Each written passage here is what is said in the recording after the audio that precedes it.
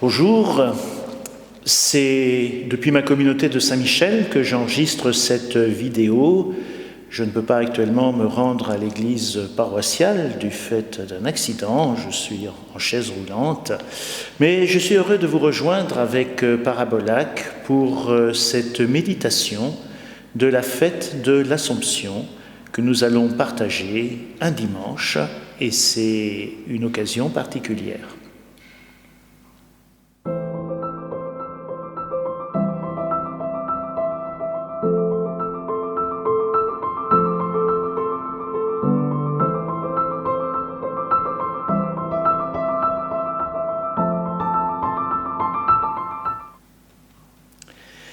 De l'Évangile de Jésus-Christ selon saint Luc. En ces jours-là, Marie se mit en route vers une ville de la montagne de Juda. Elle entra dans la maison de Zacharie et salua Élisabeth. Or, quand Élisabeth entendit la salutation de Marie, l'enfant tressaillit en elle. Alors Élisabeth fut remplie de l'Esprit Saint. Elle s'écria d'une voix forte, « Tu es bénie entre toutes les femmes, et le fruit de tes entrailles est béni. Comment ai-je ce bonheur que la mère de mon Seigneur vienne jusqu'à moi? Car lorsque j'ai entendu tes paroles de salutation, l'enfant a tressailli d'allégresse au-dedans de moi. Heureuse celle qui a cru à l'accomplissement des paroles qui lui furent dites de la part du Seigneur. » Marie dit alors, « Mon âme exalte le Seigneur. Mon esprit exulte en Dieu, mon Sauveur. Il s'est penché sur son humble servante. Désormais, tous les âges me diront « Bienheureuse ». Le Puissant fit pour moi des merveilles. Saint est son nom. Son amour s'étend d'âge en âge sur ceux qui le craignent. Déployant la force de son bras, il disperse les superbes, il renverse les puissants de leur trône. Il élève les humbles, il comble de bien les affamés, renvoie les riches les mains vides. Il relève Israël, son serviteur. Il se souvient de son amour, de la promesse faite à nos pères en faveur d'Abraham et de sa race à jamais. Marie demeura avec Élisabeth environ 3 mois, puis elle retourna chez elle. En cette fête de l'Assomption, on raconte qu'un curé ennuyait tout le monde avec ses sermons extraordinairement roboratifs, endormants. Les plaintes étaient régulières, l'église se vidait, à tel point que Monseigneur l'évêque décida un jour de convoquer le curé soporifique. « Faites un effort, père, les paroissiens n'en peuvent plus. » « Je ne vois pas comment prêcher autrement, Monseigneur. Je ne sais pas faire, je n'ai pas d'idée. » « Écoutez, père, essayez, je ne sais pas moi, d'étonner un peu votre auditoire, de capter son attention, de produire par exemple un petit effet de surprise amusant. Ça réveillera tout le monde. » « Vraiment, je ne vois pas, Monseigneur, je ne sais pas faire. » Je vais vous donner un exemple. Pour le 15 août, la fête de l'Assomption de Marie, à la cathédrale, je vais commencer mon sermon de cette manière. Mes amis, il faut que je vous avoue quelque chose. Votre évêque a une amie. Oui, une amie qui lui est très chère. Elle est belle, elle est grande, elle est vraiment magnifique. Elle s'appelle Marie, la Vierge Marie. Je vous assure que tout le monde va m'écouter. Vous avez compris le principe? Alors impressionné, le curé promet de faire de son mieux. Revenu dans sa paroisse, pour son sermon du 15 août, il commence ainsi. « Mes amis, il faut que je vous fasse une révélation. Monseigneur notre évêque a une amie, une grande amie, qui lui est très proche. Elle est belle, elle est grande. Elle s'appelle... » je ne me rappelle plus qui c'est. L'idée de l'évêque était bonne. Nous célébrons Marie ce 15 août dans sa beauté, dans sa grandeur, comme l'évoque la première lecture du livre de l'Apocalypse qui nous donne une vision cosmique, quelque chose d'extraordinairement spectaculaire. Mais aussi dans cette tendre proximité qui nous rend Marie si accessible. Alors prenons un moment pour laisser résonner en nous ces paroles de l'évangéliste Luc. Marie, la mère de Jésus, on l'imagine sage, paisible, rangée, tout à fait sérieuse. C'est vrai que les statues ne représentent pas Marie en train de courir, ni même de hâter le pas. Ça manquerait peut-être de dignité à notre sens. Les statues l'ont figée dans une immobilité définitive, c'est dommage. Et pourtant, quel dynamisme dans ce que l'évangile de Luc nous présente, dans ce passage bien connu qu'on appelle la visitation, la visite qu'effectue Marie auprès de sa cousine Élisabeth. Le récit nous laisse imaginer une jeune Marie, presque adolescente encore, en train de bondir sur un sentier de montagne, en route vers une ville de la montagne de Judée. Où court-elle ? Elle court y saluer sa parente âgée, Élisabeth. Elle court la visiter. Avec elle, elle va partager la joie de l'attente d'une naissance à venir que toutes les deux sont heureuses de célébrer. Avec elle, elle va partager cette joie. Et leurs générations sont pourtant éloignées par les années. Mais elles trouvent les mots de la connivence, de l'émerveillement. Leurs enfants tressaillent en elles dans cette rencontre première. Le dernier des prophètes, celui qu'on nommera Jean le Baptiste, est l'enfant de Nazareth, celui à qui on donnera le titre de Jésus.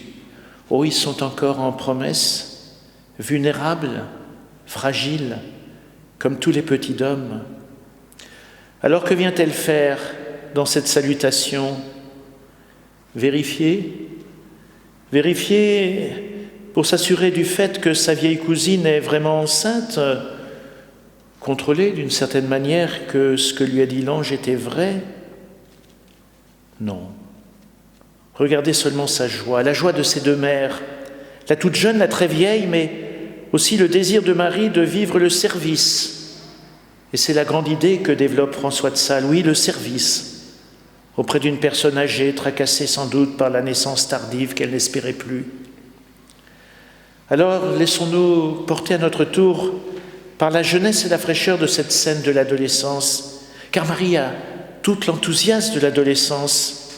Apprécions la simplicité de ces commandements si enracinés dans le quotidien et qui préludent déjà à la merveilleuse histoire d'un Dieu qui vient prendre le visage de notre humanité, le visage de notre jeunesse. Marie chante. Elle chante son rêve. Elle chante le plus beau rêve de l'adolescence. Son Magnificat, c'est l'espérance de tant de jeunes au matin de leur vie. Oui, le rêve d'un monde dans lequel le petit ne serait pas oublié. Il comble de bien les affamés. Un monde où les rapports de pouvoir, de puissance seraient disqualifiés. Il renverse les puissants de leur trône. Ah, n'oublions pas trop vite que nous avons été adolescents, que nous avons rêvé d'un monde plus beau. Alors, avec Marie, qui est mère, j'ai trouvé cette histoire que je dédie à toutes celles qui nous écoutent, qui vivent et qui ont vécu cette belle expérience de donner la vie. Expérience par laquelle le Fils de Dieu lui-même a voulu passer. Il a besoin d'une femme, d'une maman. On raconte que quand le Créateur Tout-Puissant créa le ciel et la terre, le cosmos, les galaxies, l'infiniment grand, l'infiniment petit, ça a été très vite. C'est ce qu'on raconte. C'est une légende. Mais que par contre, il travaillait sans relâche à une créature qu'il n'arrivait pas à achever. Alors ses divins collaborateurs, les anges, sont venus s'inquiéter. L'un d'eux s'est approché. « Seigneur, vous en mettez du temps pour cette créature-là ?» « Oui, dit Dieu, c'est une maman humaine. Pas facile à réaliser, la fiche technique est complexe. Elle doit marier la douceur et la solidité. Elle est multifonction. Ses baisers doivent toujours pouvoir guérir, depuis les entorses aux chevilles des enfants jusqu'au chagrin d'amour des ados. Et puis, il lui faut 6 paires de mains. 6 paires de mains, c'est impossible. C'est pas tellement ce qui m'embarrasse, mais 3 Pères Dieu indispensables à toute maman. 3 Pères Dieu, ce n'est pas conforme au prototype, Seigneur. En soupirant, le Créateur poursuit, je ne vois pas comment faire autrement. Il faut une première Père Dieu qui voit à travers une porte fermée, ce qui permet de poser la question « Qu'est-ce que vous faites les enfants ?» tout en connaissant la réponse.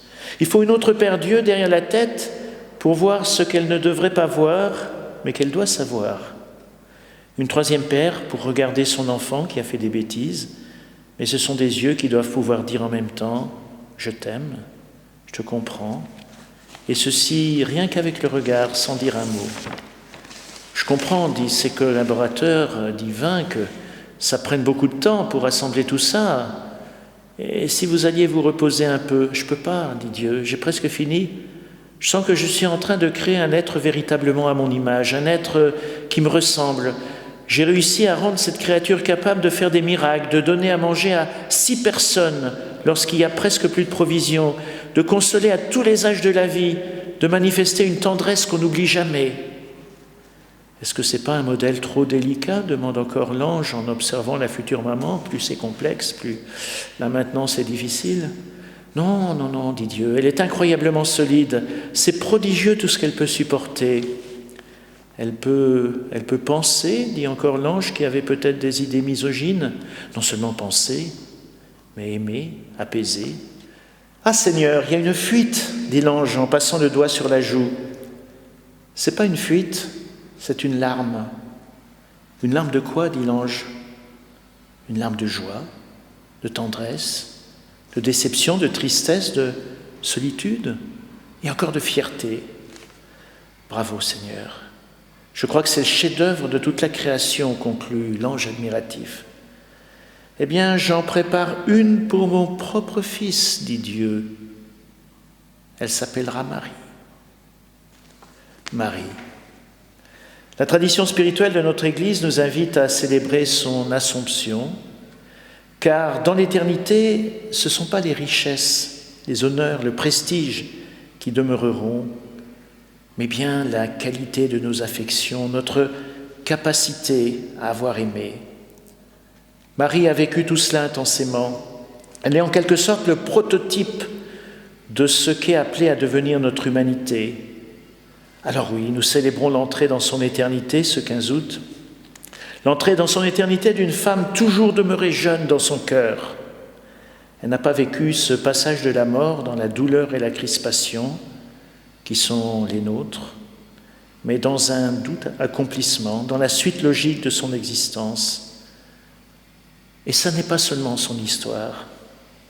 Cette histoire deviendra nôtre aussi. Marie nous précède dans cette belle espérance, dans la rencontre déjà commencée ici-bas d'un Dieu qui croit en nous, qui vient nous visiter et qui nous invite à marcher vers son éternité. Très belle fête de l'Assomption.